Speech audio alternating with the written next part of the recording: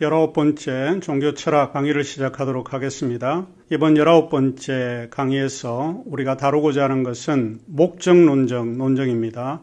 목적이라고 하는 것은 우리의 삶에서 굉장히 중요합니다. 우리가 무엇을 행하거나 무엇을 향해서 달려갈 때 그것은 목적을 향해서 달려갑니다. 그리고 우리가 이 세상에 태어난 것도 단순하게 또 우연히 태어난 것은 아니고 어떤 목적을 가지고 태어났다라고 하는 이야기입니다. 이제 그런 점에서 이 우주라고 하는 것도 단순히 우발적으로 생성되거나 만들어진 그런 것이 아니라 어떤 목적을 가지고 신에 의해서 만들어졌다라고 하는 이야기입니다.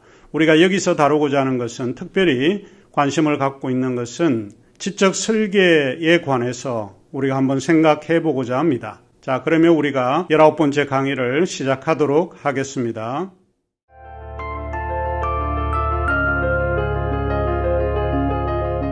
오늘 저희들이 다룰 주제는 종교철학 담론 7장이 되겠습니다.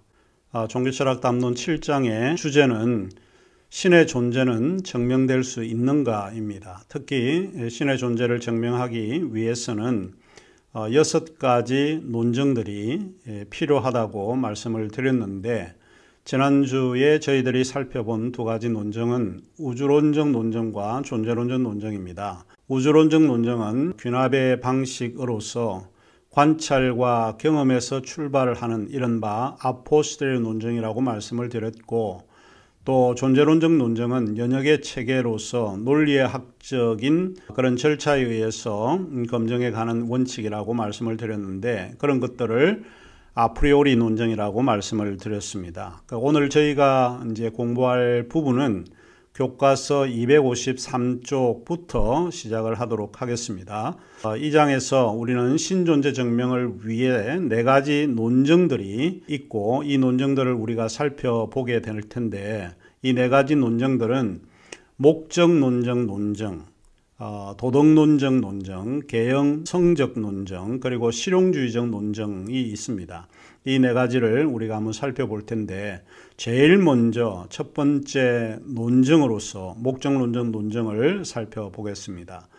이 논증을 우선 우리가 배우기 전에 우리 시대의 무신론자이면서 한국에 잘 알려져 있는 리차드 도킨스와 벤 스타인과의 그 인터뷰를 먼저 보고 난 후에 목적론적 논증을 살펴보겠습니다. Hello, Professor Dawkins. How are you? I'm Ben Stein. I'm so sorry to keep you waiting. How are you? Fine, thank you.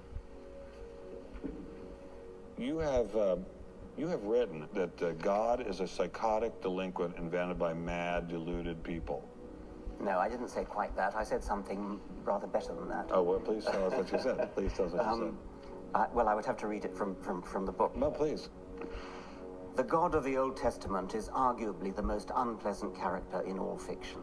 Jealous and proud of it, a petty, unjust, unforgiving control freak, a vindictive, bloodthirsty ethnic cleanser, a misogynistic, homophobic, racist, infanticidal, genocidal, filicidal, pestilential, megalomaniacal, sadomasochistic, capriciously malevolent bully. So that's what you think of God? Yeah. How about if people believed in a God of infinite lovingness and kindness and forgiveness and generosity, sort of like the modern day God? Why spoil it for them? Why not just let them have their fun and enjoy it? I mean, I don't want to spoil anything for anybody. I write a book, people can read it if they want to. I believe that it is a liberating thing to free yourself from primitive superstition. So religion is a primitive superstition? Oh, I think it is, yes. So you believe it's liberating to tell people that there is no God? I think a lot of people, when they give up God, feel a great sense of release and freedom. Why do you think that? I mean, what's your dad? What's your scientist? What's your dad? I think, well, I've had a lot of letters saying that, and There are 8 billion people in the world, Dr. Dawkins. How many letters have you had? No, I haven't done that. That's quite true. Professor Dawkins seemed so convinced that God doesn't exist that I wondered if he would be willing to put a number on it. Well, it's hard to put a figure on it, but I mean, I put it as something like, 99% against or something. Well, how do you know it's 99%? I don't. Saying not 97%. No, I did. You asked me to put a figure on it, and I'm not comfortable putting a figure on it. I think I just think it's very unlikely. What? But you couldn't put a number on it. No, of course not. So it could be 49%. Well, it would be. I mean, I think it's unlikely, and it's quite far from 50%. How do you know? I don't know. I mean, I put an argument in the book. Well, then who did create the heavens and the earth? Why do you use the word who? You see, you immediately beg the question by using the word who. Well, then how did it get created? Well, by a very slow process. Well, how did it start? Nobody knows how it started.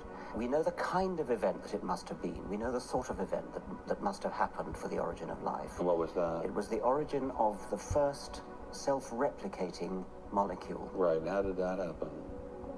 I told you we don't know. So you have no idea how it started? No. Nor has anybody. Nor has anyone else.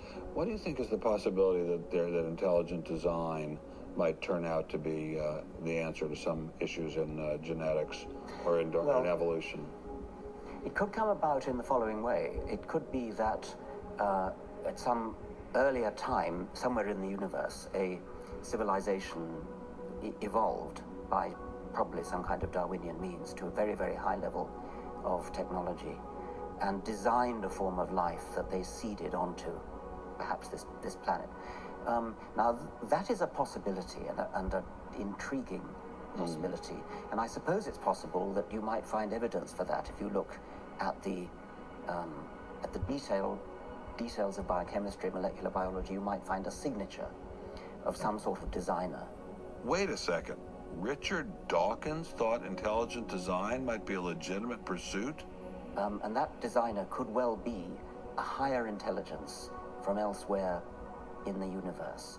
Well, but that higher intelligence would itself have had to have come about by some explicable or ultimately explicable process. It couldn't have just jumped into existence spontaneously. That's the point. So Professor Dawkins was not against intelligent design, just certain types of designers, such as God.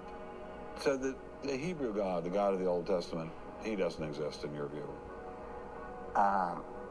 Certainly. I mean, that would be a very unpleasant prospect. And the Holy Trinity of the New Testament, nothing like that. Do you believe in any of the Hindu gods? Like Vishnu? How can you ask such a question? You don't, right? How could I? I mean, why would I, given that I don't believe in any others? You don't believe in the Muslim God? No. I mean, why do you even need to ask? Well, I just wanted to be sure. So you don't believe in any God anywhere? Any God anywhere would be completely incompatible with anything that I've said. I assume. I just wanted to make sure you don't believe in any God anywhere. No. What if after you died you ran into God? He said, "What have you been doing, Richard? I mean, what have you been doing? I've been trying to be nice to you. I gave you a multi-million-dollar paycheck over and over again with your book, and look what you did." Bertrand Russell had that point put to him, and he said something like, "Sir, why did you take such pains to hide yourself?" 우리는 아주 흥미로운 인터뷰를 보셨습니다. 그것은 벤 스타인의 질문에 리처드 도킨스가 매우 당혹스럽게 대답을 하고 있기 때문입니다. 도킨스의 대답 자체는 과학적 일하기보다는 개인의 사견이나 개인의 감정이 더 많이 들어가 있고, 그리고 인터뷰 도중에 지적 설계의 가능성을 언급하고 있으니까 그가 제시하고 있는 대답이 매우 흥미로울 수밖에 없다는 것을 우리가 느끼게 됩니다.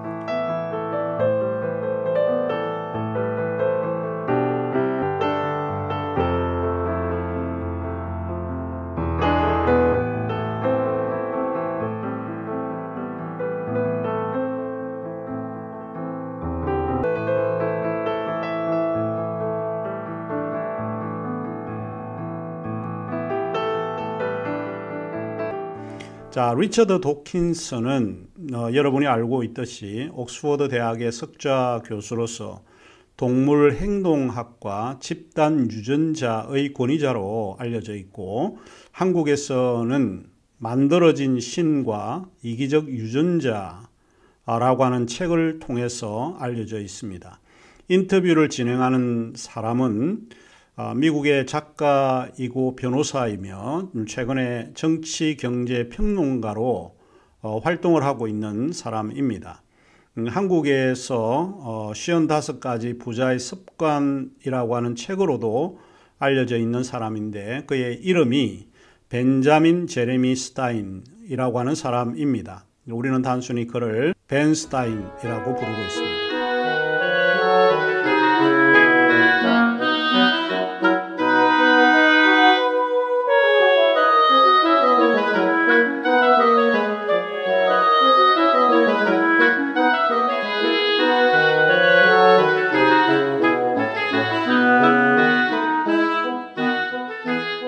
목적 논정 논정은 설계의 논정이나 지적 설계의 논정의 다른 이름으로 알려져 있습니다. 자, 그러면 목적 논정 논정이 무엇인지 우선 살펴볼 필요가 있겠고요.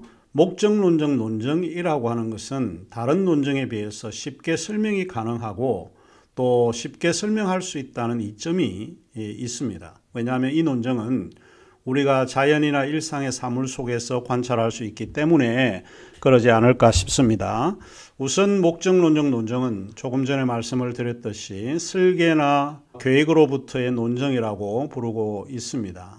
우리가 주변을 돌아보면 우리가 보고 마주하는 것들은 자연이고 또 인간이고 사물들을 우리가 살펴보게 됩니다. 예컨대 책상을 우리가 한번 보게 되면 책상이 그냥 심심해서 혹은 저절로 만들어져 있다거나 그 자리에 놓여져 있다거나 어쩌다 보니까 책상이 만들어졌네라고 그렇게 말하는 것은 아닙니다.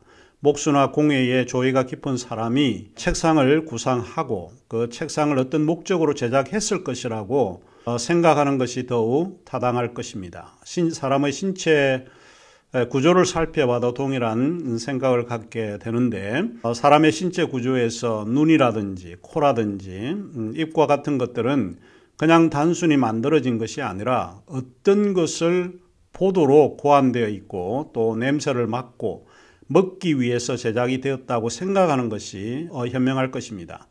이런 이유에서 목적론적 논정은 사물의 내부에서 우발적으로 만들어진 것은 없다고 주장하는 것입니다. 여기에서 우발적으로 만들어졌다라고 하는 것은 주로 진화론을 염두에 두고 있는데, 자연의 진화 과정에서 진화론은 그냥 단순히 우연히 만들어졌다고 주장을 합니다. 책상과 인간 또는 우리 앞에 있는 그 컴퓨터와 같은 것들을 또 자세히 살펴보게 되면 우발적으로 나온 것이 사실은 아니고 어떤 목적을 가지고 제작되었을 가능성이 크다고 볼 수 있습니다. 그래서 우주는 설계되었거나 계획되었다고 말할 수 있습니다. 최근 이 논정을 지지하기 위해서 기독교 유실론자들이나 기독교 과학자들이 고안해낸 것이 지적 설계론이 있습니다. 지적 설계론은 영어로 표현을 하자면 Intelligence Design 이라고 불리고 있는데, 앞 글자를 따서 ID라고 말하기도 합니다. 이 지적 설계론이 이전의 목적 논정 논정의 한 유형이라고 말할 수 있습니다. 이 지적 설계론에 관한 설명은 저희들이 이제 뒤에서 좀 살펴보게 될 텐데, 여기에서는 단지 목적 논정 논정이 무엇인지를 먼저 살펴보도록 하겠습니다. 이 목적 논정 논정은 윌리엄 페일리라고 하는 사람하고 리처드 스윈번이라고 하는 기독교 철학자에 의해서 옹호되었던 그 이론입니다.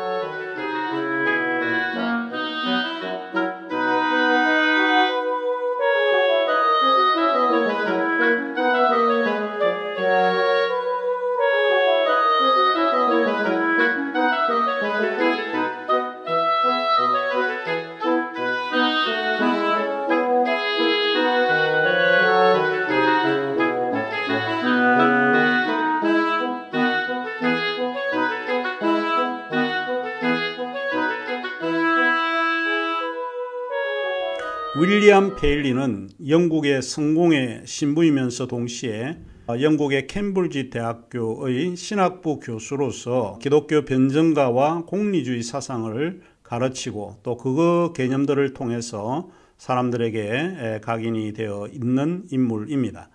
신의 존재에 대한 목적론적 논증을 해설한 그의 책이 자연신학, Natural Theology입니다.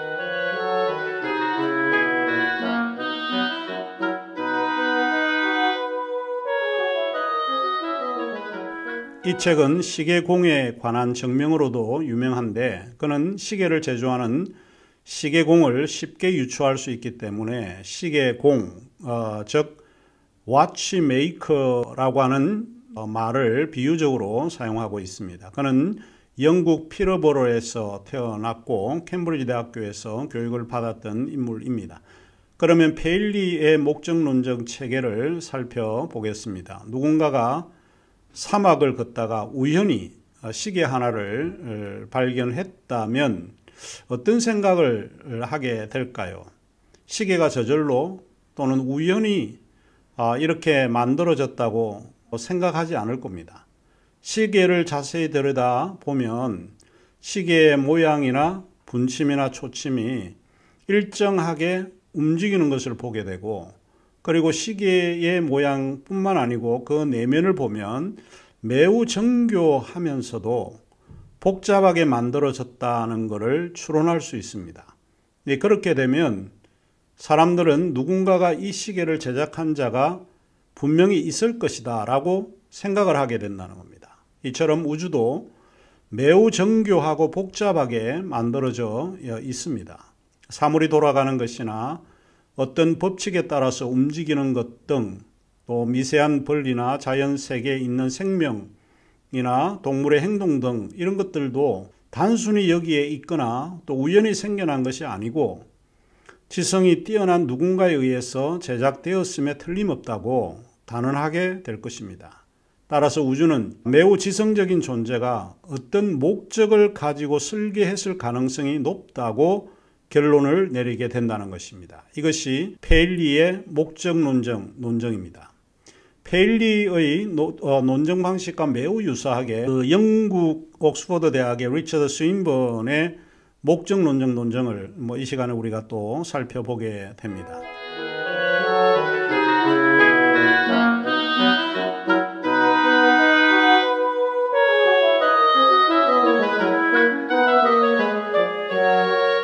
그의 The Existence of God, 즉 하나님의 존재라고 하는 이 책은 스윈번의 목적론적 논정을 가장 잘 설명해 주고 있는 책입니다.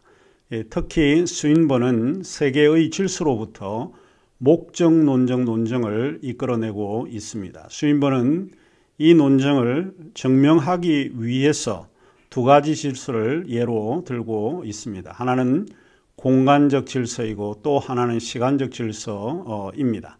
공간적 질서는 공존의 규칙성으로 설명될 수 있다고 그가 이야기를 하고 있고 시간적 질서는 연계의 규칙성으로 설명될 수 있다고 말하고 있습니다. 그렇다면 스윈번이 말하고 있는 공간의 규칙성과 연계의 규칙성이라고 하는 게 도대체 무엇을 의미하는가 하는 것입니다. 공존의 규칙성은 대학의 도서관이나 새로운 도시를 건립할 때 지역을 구분하는 것과 같은 것으로 이해하면 된다고 이야기를 하고 있는데 이를테면 도서관에서가 책을 배열할 때 책들을 구매한 순서대로 또는 사서의 임의대로 서가에 꽂아 넣는 것이 아니고 알파벳이라든지 가나다라 순으로 배열을 하든지 신학서적, 철학서적 혹은 자연과학서적 이런 그 묶음을 통해서 분류하고 또 배열하는 것을 원칙으로 하고 있습니다. 이러한 질서를 유지하고 배열하는 것을 스윈번은 공존의 규칙성이다라고 부르고 있습니다. 반면에 연계의 규칙성이라고 하는 것은 보다 더 쉬운 말로 설명을 하고 있는데 그것은 이 세계나 우주에는 자연의 법칙과 같은 것이 존재하고 있다라고 할 때 그런 것을 연계 규칙성이다라고 이야기를 합니다. 우주라고 하는 것은 임의대로 뭐 이렇게 만들어진 것처럼 이렇게 보이긴 하지만 그런 것이 아니라는 거예요. 어떤 법칙들에 의해서 서로 연결이 되어서 연계되어 있다라고 이야기를 하고 있습니다. 이와 같은 것을 스윈번은 연계의 규칙성이다 이야기를 합니다. 간단하게 이야기를 하자면 왜 스윈번이 좀 이런 그 규칙성 같은 거를 분류해서 우리에게 이야기를 하고 있는가 하는 것은 세계나 사물의 질서가 임의대로 또는 저절로 만들어지지 않고 분명한 어떤 목적을 가지고 무엇이든 사물이 만들어졌다라고 하는 것을 보여주려고 했던 것입니다. 또한 스윈번은 목적론적 논증을 증명하기 위해서 보다 합리적인 설명을 필요로 하고 있다라고 주장을 하고 있는데요. 그래서 그는 두 가지 설명이 더 필요하다 이렇게 주장을 합니다. 우주나 세계를 이해하기 위해서 대체로 과학적 설명에만 우리가 의존하고 세계를 이해해왔다라고 보는데 스윈번은 그것만으로는 부족하다라고 이야기를 합니다. 거기에 덧붙여서 개인적인 설명 또는 인격적 설명, 그는 영어에서 이 personal explanation이라고 하는 말을 사용을 하는데 뭐 인격적이라고 해도 되고 개인적이라고 하는 것도 될 것 같습니다. 그래서 이 우주나 세계를 이해하기 위해서는 과학적 설명과 동시에 개인적인 설명 또는 인격적 설명이 필요하다라고 그는 보았습니다. 과학적 설명은 과학의 법칙을 통해서 사물의 질서가 이해될 수 있다고 보는 것이고 개인적 설명 또는 인격적 설명은 과학이 설명할 수 없는 것들이 인격의 경험이나 또 개인의 그 행동 뭐 이런 것을 통해서 설명이 가능하다라고 본 것입니다. 세계를 이해하는 것은 반드시 과학만이 최고의 설명이 될 수 있다고 보는 것은 그가 말하고 있듯이 그거는 무리한 해석이 될 수밖에 없다라고 이야기를 합니다. 그리고 그것은 반쪽의 설명밖에 되지 않는 것이다 라고 보는 거죠. 세계를 이해하려고 할 때 과학의 눈으로만 이를 이해하는 것은 완전하게 온전히 세계를 다 이해할 수 없다라고 보는 거죠. 그래서 그는 세계를 이해하기 위해서는 개인적이고 인격적인 설명도 반드시 포함되어야 그 설명이 온전한 설명이 될 수 있다라고 본 것입니다. 이를테면 마치 비극적인 사건을 경험한 사람의 예를 든다라고 하면 그 사람은 고통을 해결할 수 있어야 되는데 그것은 과학의 방법만이 그의 고통을 해결할 수는 없습니다. 그렇기 때문에 개인의 어떤 경험이나 인격적인 그런 거를 통해서 뭐 이를테면 신앙과 같은 거를 통해서 고통에 대한 치유가 뭐 극복되지 않을까 하는 것입니다. 그런 의미에서 이 과학적 법칙뿐만 아니고 과학적 설명뿐만 아니고 개인적인 설명도 필요하다고 본 것입니다. 자, 그렇다면 목적론적 논증을 설명하기 위해서 더 구체적인 사례를 저희들이 좀 살펴보는 것이 더 좋을 듯 합니다. 몇 가지 사례를 들자면 다음과 같습니다. 첫째로 순환계의 피를 공급하는 일을 저희들이 좀 자세히 살펴보게 되면 인간은 단순히 임의대로 만들어진 것이 아니고 어떤 분명한 목적을 가지고 만들어졌다라고 하는 것을 추론해 볼 수 있습니다. 심장 펌프 박동은 매일 10만 번씩 평생 지속적으로 펌프질을 한다고 합니다. 두 개의 펌프로 약 25억 번을 박동하고 있고 2억 2,720만 5,800리터의 피를 공급하고 있다고 합니다. 이 이야기를 들으면 참 대단하다고 하는 생각을 해볼 수 있습니다. 그것은 일정하게 펌프질을 통해서 피를 공급하고 있으니까요. 둘째로 또한 우리가 혈관과 같은 인간의 기관을 생각을 해보게 되는데 인간의 몸이 단순히 저절로 또는 임의대로 만들어진 것이 아님을 알 수 있습니다. 몸에 있는 혈관의 길이를 과학자들이 측정을 해보게 되면 96,000km라고 합니다. 이것은 지구 적도를 따라 2바퀴 반이나 도는 거리와 맞먹는다고 합니다. 신비하지요. 신비하지만 이 복잡한 혈관의 운동은 진화의 과정으로서는 설명될 수 없다고 보인다는 것입니다. 셋째로 우리가 더 친숙해져 있는 예를 든다라고 하면 산소의 경우인데 산소의 경우를 보면 이 우주가 더욱 인간을 위한 매우 적합한 목적을 위해서 설계되었다라고 하는 것을 배우게 됩니다. 산소는 인간의 삶에서 가장 기본적이고 없어서는 안 될 중요한 요소입니다. 전문가들에 따르면 공기 중의 산소 양이 전체 공기의 양 가운데 21%를 넘어서지 않아야 한다는 것입니다. 만일 이 범위를 넘어서게 되면 지구는, 우리가 살고 있는 이 플래닛은 매우 위험하다는 것입니다. 그렇게 되면 자연 발생 화재 위험이 증가되고 인체 세포들이 위험에 처하게 된다라고 이야기를 합니다. 21%는 인간과 우주의 질서를 유지하는 가장 최적의 퍼센트라고 합니다. 이런 이유에서 우주나 세계는 우연이나 우발에 의해서 만들어진 것이 아니고 인간이 살 수 있도록 매우 적합한 그런 목적을 가지고 계획되었다라고 하는 것을 알 수 있습니다. 목적론적 논증을 위한 근거를 제시하는 두 권의 책은 상당히 도움을 받을 수 있는 책들입니다. 다음과 같은 책들을 참고하시면 좋을 것 같습니다.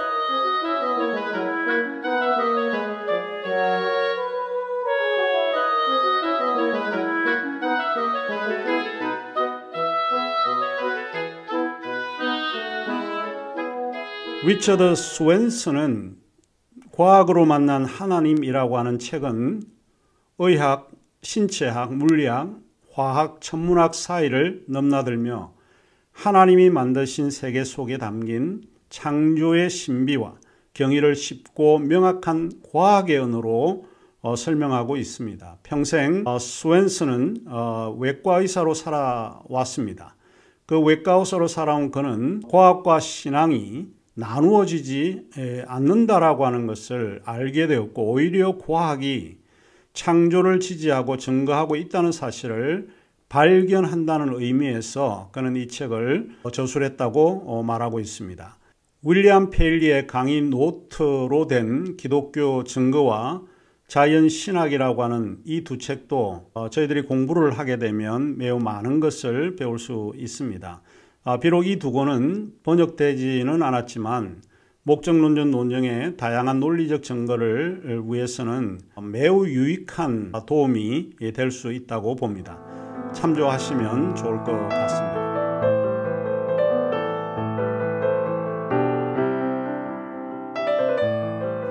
이제 우리는 최근에 목적론적 논증이 지적 설계론의 이름으로 논의되고 있다는 것을 알고 있습니다.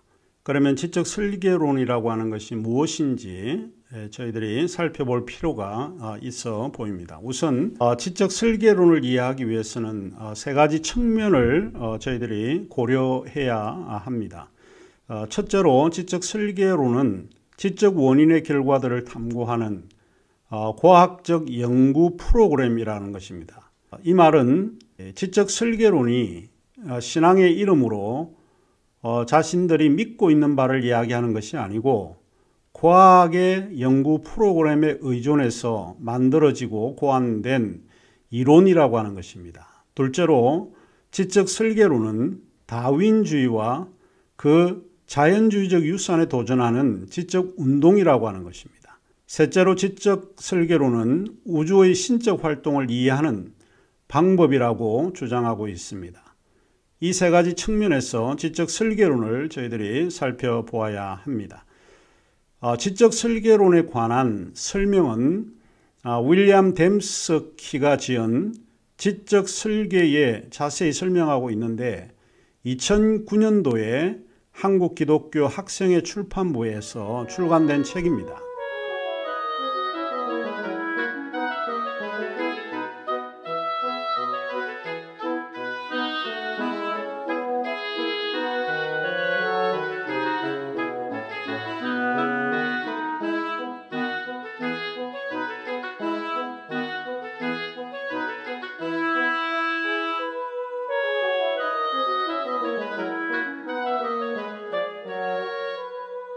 그러면 구체적으로 지적 설계란 무엇을 말하고 있는가 하는 것입니다.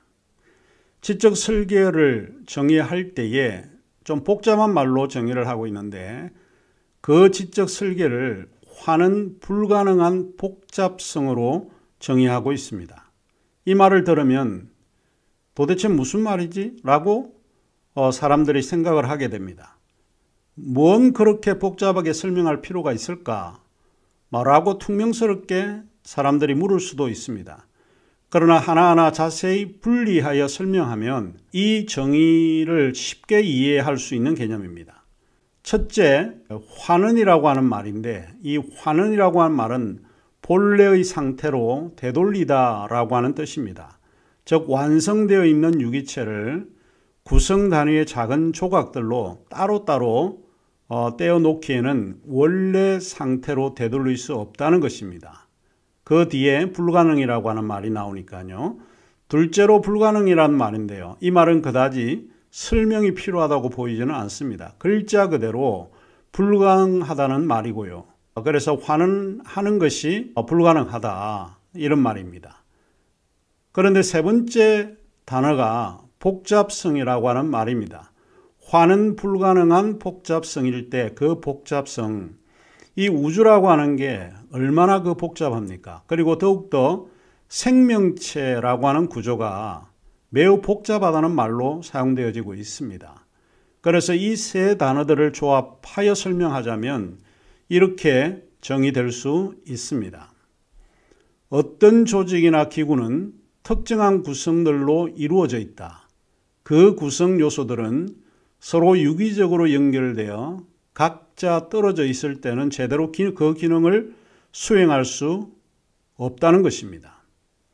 이 환원 불가능한 복잡성이라고 하는 지적 설계 개념을 이해하려면 생화학 교수였고 또 기독교인이었던 마이클 베이가 쓴 그의 다윈의 블랙박스를 저희들이 읽어보시면 조금 더 이해하는 데 도움이 되지 않을까 생각을 합니다.